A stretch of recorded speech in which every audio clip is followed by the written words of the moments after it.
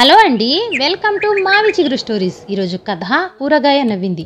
ఈ కథ రచించిన వారు కేఆర్కే మోహన్ గారు. ఈ కథ మీకు నచ్చితే లైక్ చేయడం మర్చిపోకండి. మీకు ఎలా అనిపించిందో కామెంట్ చేసి చెప్పండి. ఈ ఛానల్ని కొత్తగా చూసేవారు మరిన్ని మంచి కథల కోసం సబ్స్క్రైబ్ చేసి బెల్ ఐకాన్ ఆన్ చేయండి. అప్పుడు ఏ కొత్త వీడియో పెట్టినా మీ దాకా వస్తుంది. ఇక కథ మొదలు పెడదాం.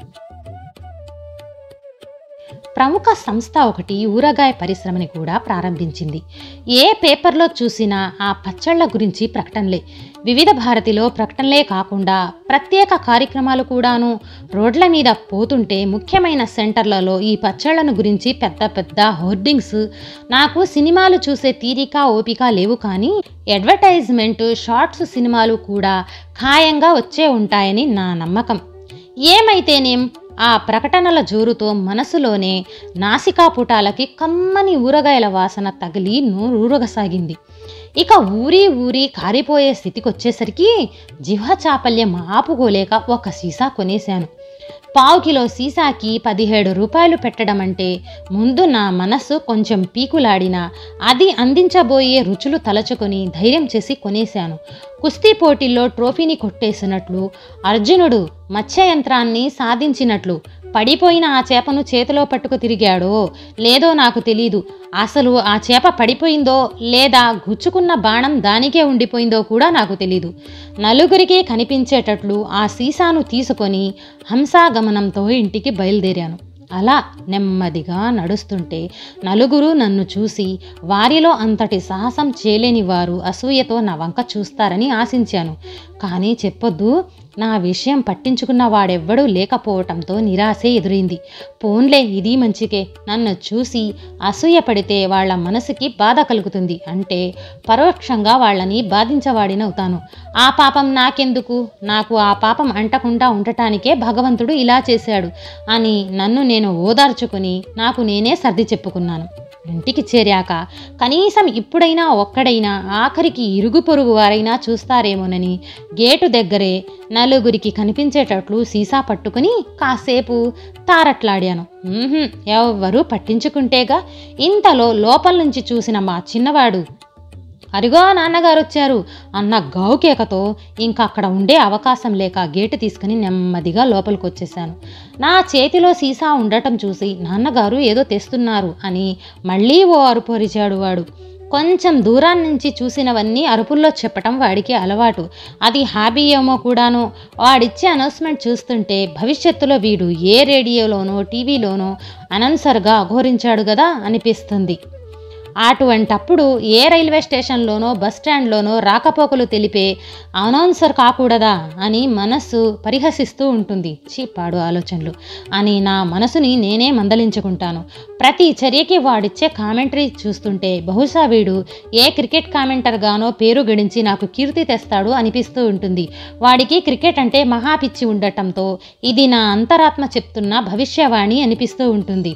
ఇంట్లో అందరికీ, ఆఖరికి వంటింట్లో వంట చేసుకునే మా ఆవిడ, మధ్య గదిలో కూర్చొని కృష్ణ రామ అనుకునే మా అమ్మకి కూడా ఈ జాడ్యం అంటించేశాడు వాడు.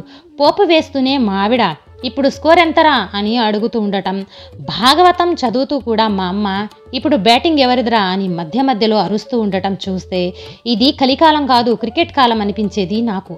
మా ఇంట్లో క్రికెట్ అంటువ్యాధి సోకటానికి వాడొక్కడే కారణం. అంటించాలని విశ్వ ప్రయత్నం చేశాడు, కానీ నాకు అంటుకోలేదు. ఎద్దుకేం తెలుసు అటుకుల రుచి అన్న సామెత జ్ఞాపకం చేసుకున్నారో ఏమో ఇంకా నా వెంట పట్టం మానేశారు. క్రికెట్ వ్యాధి అంటకపోయినా మా వాడి బ్యాటింగ్ పుణ్యమా అని 2-3 సార్లు ఆ బాల్ దెబ్బలు రుచి చూశాను. దాంతో మా వాడు క్రికెట్ కళా నైపుణ్యం ప్రదర్శించేటప్పుడు ఆ ఛాయలకు కూడా వెళ్ళటం మానేశాను. నేనైతే నోరు మూసుకొని ఊరుకున్నానే కానీ ఊళ్ళో వాళ్ళు ఊరుకుంటారా? 1-2 సార్లు రోడ్ మీద పోయే వాళ్ళ వీపుల్ని ఆ బాల్ నగారా మోత మోగించటంతో దాంతో వాళ్ళు గేటు తీసుకొని మా కాంపౌండ్లోకి పరిగెత్తుకుంటూ వచ్చి మా వాణ్ణి కొట్టేతంట పని చేయటం. సమయానికి నేనుండి వారిని అయ్యా బాబు ఏదో చిన్నతనం పొరపాటైపోయింది, ఇంకా ఆడనియన్లేండి అని బ్రతిమలాడి పంపించేసరికి తల ప్రాణం తోకకి రావటంతో ఇక నేను ఇంట్లో ఉండంగా మా చిన్నవాడు పెద్దవాడు క్రికెట్ క్రీడను ఆపేశారు. ఆ తర్వాత ఒకసారి మా అమ్మగారు పండగ నాడు దేవుడికి పూజ చేద్దామని దొడ్లో పూలు కోసుకుంటుంటే మా వాడు కొట్టిన బంతి సూటిగా వెళ్ళి ఆమె తలకి తగలటంతో చచ్చాన్రోయ్ అన్న పెద్ద అరుపు అరిచి కింద పడిపోయి కళ్ళు తేలేసింది ఆవిడ. ముఖాన నీళ్లు చల్లి సపర్యలు చేశాక పోబోయిన ఆవిడ ప్రాణం తిరిగి రాలేదు, కానీ మా ప్రాణాలు మాత్రం పోయినంత పనైంది. అది ఒక మాదిరి గట్టిగానే ఉండే కాన్వాస్ బంతి కనుక సరిపోయింది. ఆవిడ తలకి బొప్పి మాత్రమే కట్టింది.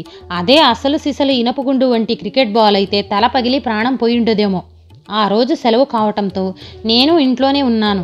ఎన్నాళ్ల నుంచో క్రికెట్ ఆడకపోవటంతో మా అబ్బాయిలకి మనసు పెరపెరాలాడింది. ఆడితే నేనేమంటానోనని భయం. ఇంజెక్షన్ ఇచ్చేటప్పుడు టెస్ట్ డోస్ లాగా నా రియాక్షన్ చూడాలని బ్యాటు బంతి పుచ్చుకుని దొడ్లో తిరిగారు. పోనీలే, పండగనాడు కాసేపు ఆడుకుంటారులే అని నేను చూసి చూడనట్లు ఊరుకున్నాను. నాలో రియాక్షన్ రాకపోవటంతో ధైర్యం తెచ్చుకుని వాళ్ళు ఇంకా ఆటలు మొదలెట్టారు. ప్రథమ కబలే మస్తికా పాలన్నట్టు మొదటి షాట్తోనే వాళ్ళు వాళ్ళ నాయనమ్మని అవుట్ చేయలేదు, కానీ అంత పని చేశారు. ఆ దెబ్బతో వాళ్ళు మళ్ళీ క్రికెట్ జోలికి పోలేదు. మా అమ్మకు కూడా క్రికెట్ దెబ్బ నశలానికి అంటిందో ఏమో, ఇంకా స్కోర్ గురించి అడగటం మానేసింది. దానికి తోడు టీవీలో కూడా చిటికీ మాటికి క్రికెట్ మ్యాచ్లు చూపటం ఆగిపోయింది. అంతటితో ఒక వెలుగు వెలిగి అరిచినట్లే క్రికెట్ ఘోష మా ఇంట్లో అంతరించిపోయింది. నాన్నగారి చేతిలో ఏదో పెద్ద సీసాయే ఉంది, ఫ్రూట్ జామ్ తెచ్చినట్టున్నారు అన్నాడు చిన్నవాడు మళ్ళీ. అదేం కాదోయే, దాని ఆకారం చూస్తే బూస్ట్ షీషాలాగా ఉంది. మనకి పరీక్షలు దగ్గరకు వస్తున్నాయి కదా, అది తాగితే చురుగ్గా చదువుకుంటామని తెచ్చుంటారు అన్నాడు మా పెద్దవాడు. టీవీ అడ్వర్టైజ్మెంట్లు చూసి చూసి ఆ సారం మట్టబట్టడంతో నాన్నగారికి మధ్య మరీ నీరసంగా ఉందంట్రా. చమన్ప్రాష్ స్పెషల్ తెచ్చుకోమని చెప్పాను. ఎన్నాళ్ల నుంచో చెప్తున్నా, అది తెచ్చుకొని ఉంటారు అంది మా శ్రీమతి. నేను ఆఫీస్కి, పిల్లలు స్కూల్కి, కాలేజీలకు వెళ్ళాక ఇంకా ఆవిడికి కాలక్షేపం రేడియోనే కదా, అందులోని ప్రకటనల ప్రభావం మాత్రం ఉండకూడదా? ఉంటుంది. నిన్న డిస్పెన్సరీకి వెళ్ళి రావాలన్నారు నాన్నగారు. బహుశా ఈరోజు వెళ్ళి ఉంటారు. వాళ్ళేదో టానిక్ ఇచ్చి ఉంటారు. అది మా పెద్దమ్మాయి చెల్లాయితో వినిపించినట్లుగా అంది.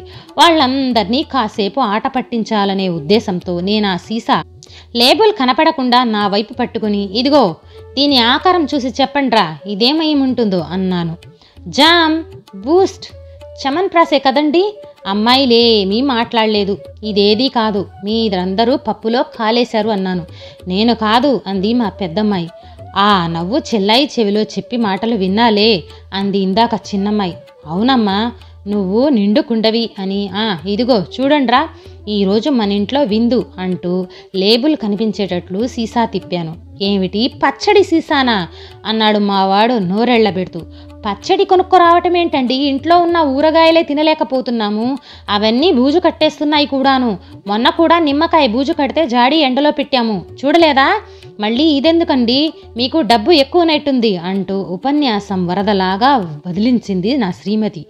ఎవరు తింటారని నాన్నగారు ఇది తేవటం? ఇంతకన్నా ఏ కలాకను తెస్తే అందరం తినేవాళ్లంగా అంది మా పెద్దమ్మాయి. అందరూ తినాలనే తెచ్చాను. తెల్లవారి లేస్తే దీని గురించి అడ్వర్టైజ్మెంట్లు పేపర్లో చూడడంలా, రేడియోలో వినడంలా. ఒకసారి తెచ్చి చూస్తే ఆ రుచేమిటో మనకి తెలుస్తుంది. బాగుందనుకుంటే మనము ఆ విధంగా చేసుకోవచ్చు అన్నాను నేను. అంతేలేండి, మీ మగవాళ్ల వ్యవహారాలు ఇలాగే ఉంటాయి. ఇంతకీ ఎంత చులుము వదిలించారేమిటి అంది మా ఆవిడ. 17 రూపాయలే అన్నా తేల్చి పారేస్తూ. 17 రూపాయలు అని ఒత్తి పలికి, ఆ డబ్బుతో మనం ఇంట్లో పెట్టుకుని ఉంటే పెద్ద జాడీలో సగం ఊరగాయ వచ్చి ఉండేది.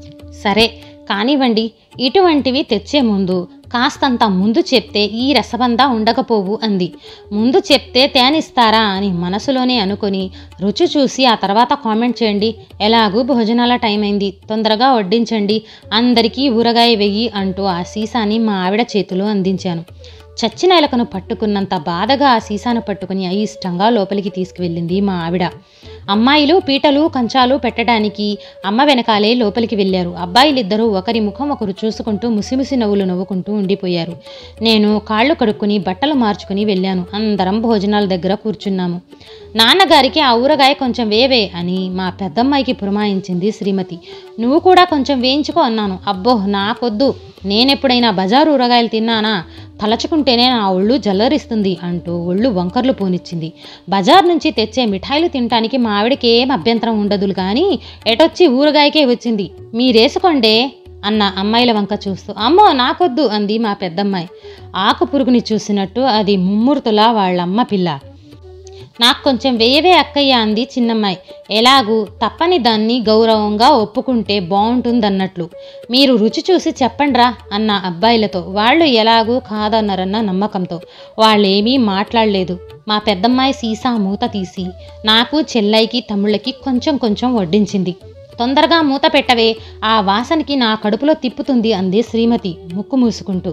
వెల్లుల్లిని చూసిన వైష్ణవుల్లాగా మా అమ్మాయి సీసాకి మూత బిగించి ఏదో ఎంగిల్లో అంటో ముట్టుకున్నట్లు చేతులు కడుక్కొనొచ్చి కంచం దగ్గర కూర్చుంది. మా రెండో అమ్మాయి ఊరగాయని కొద్దిగా నాలుక్కి రాసుకుని ఆముదం తాగినట్టు ముఖం పెట్టింది.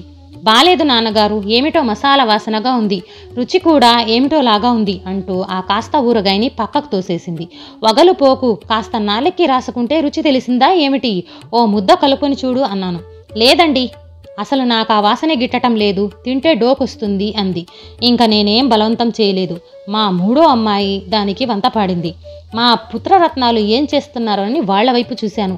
బుద్ధిమంతుల్లాగా ఇద్దరు కొంచెం కొంచెంగా అన్నంతో కలుపుకొని ముద్దలు నోట్లో పెట్టుకున్నారు. ఎంతైనా బయట తిండికి అంతో ఇంతో అలవాటు పడ్డ మగరాయిళ్లాయే. వాళ్ళకి ఆడపిల్లలకున్నంత భేషజాలు ఎందుకుంటాయి?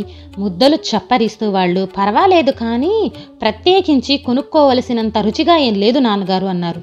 నేను తల కాస్త అటు తిప్పుకునేసరికి కలిపిన అన్నాన్ని, మిగిలిన పచ్చడిని గుట్టుగా కంచం క్రిందకు తోసేశారు.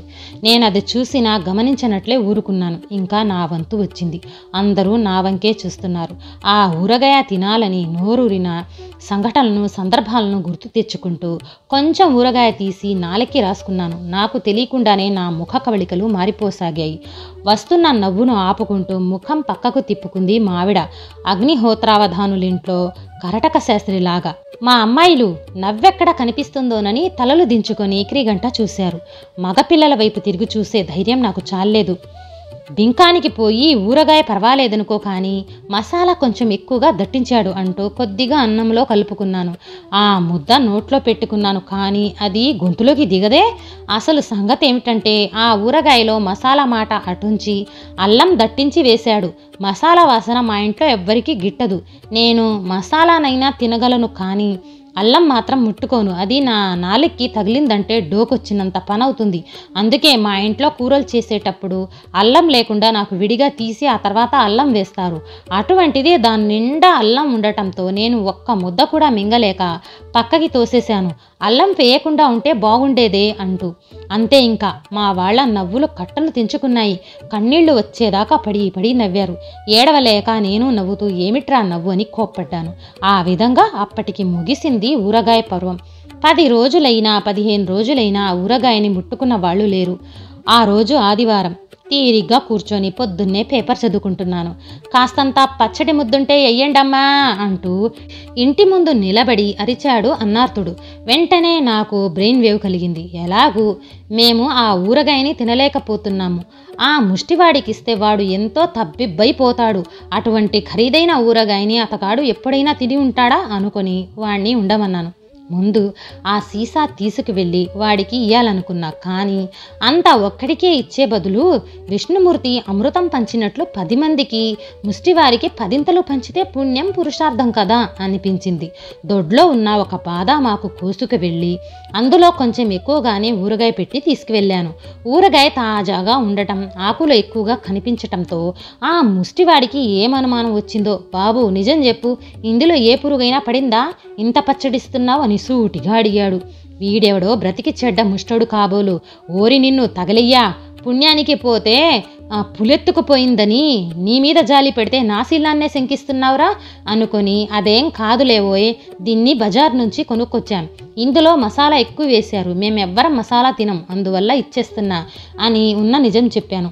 వాడు అనుమానంగా నా వంక చూసి తప్పనిసరిగా దాన్ని తీసుకున్నాడు. ఏమనుకున్నాడు ఏమో, కానీ దాన్ని మిగతా వాటిల్లో కలపకుండా జాగ్రత్తగా ఒక పక్కగా పెట్టాడు. ముందుకి సాగిపోతూ కూడా మధ్య మధ్యలో వెనక్కి తిరిగి నా వంక చుట్టం మొదలెట్టాడు. వాడి ప్రవర్తనకి నేను విస్తుపోయి అలాగే గేటు దగ్గరే నిల్చుండిపోయాను. ముష్టివాడు 4 ఇళ్ళు దాటాడో లేదో ఎదురుగుండా మాదా కోళమమ్మ అంటూ మరో ముష్టివాడు వస్తున్నాడు. వెంటనే వీడు వాడిని ఆపి, ఇది తీసుకోరా, నాకు ఈ రోజున బాగానే దొరికిందిలే, ఇది నువ్వు తీసుకో అంటూ జాగ్రత్తగా నేనిచ్చిన ఆ పచ్చడిని ఆకుతో సహా వాడి జోలిలో వేశాడు. ఆ దృశ్యం నాకు స్పష్టంగా కనిపించింది.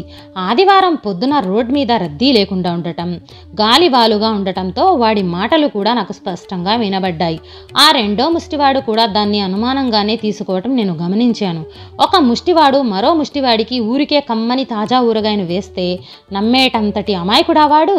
బహుశా వాడు కూడా దాన్ని ఇంకెవరికో ట్రాన్స్ఫర్ చేస్తాడు, లేదా అవతల పారేస్తాడు అనుకుంటూ ఇంట్లోకొచ్చి మా ఆవిడకి ఈ సంగతి చెప్పాను. కొత్త ఊరగాయ ఊరికే పోతుందని సద్బుద్ధితో చేస్తే ఎలా అయిపోయిందో చూడు. మిగతా ముష్టి వాళ్ళు ఇంతే చేస్తారు. పోనీ ఏ స్నేహితులకైనా ఇస్తే వాళ్ళేమనుకుంటారో అన్నాను. మీరు అంత ఎక్కువగా పచ్చడి పట్టుకెళ్లారు కాబట్టి, అది కూడా అన్నం లేకుండా కావటంతో వాడికి అనుమానం వచ్చింది. ఈసారి నుంచి మిగిలిపోయిన అన్నంతో పాటు కొద్ది కొద్దిగా ఆ ఊరగాయ వేద్దాం, ఎవ్వరికీ అనుమానం రాదు, చెడకుండానే మొత్తం ఖర్చయిపోతుంది అంటూ నాకు జ్ఞానోపదేశం చేసింది మా ఆవిడ. ఆవిడ ఉపదేశం ఊరగాయ కొనే ముందు తీసుకుని ఉంటే ఈ ఖర్చు, ఈ హైరానా తప్పేది కదా అనుకుంటూ ఉసూరుమన్నాను. పైకి మాత్రం అందుకేనోయ్ కరణేశ మంత్రి అన్నాను మెచ్చుకుంటూ. మా మంత్రిత్వం అంతా అయ్యాకే అంటూ వంట పనిలోకి వెళ్ళిపోయింది శ్రీమతి. గట్టు మీద ఉన్న ఊరగాయ సీసా నన్ను చూసి నవ్వుతున్నట్లు అనిపించింది. ఈ కథ నచ్చితే లైక్, షేర్ చేసి తప్పకుండా సబ్స్క్రైబ్ చేయండి.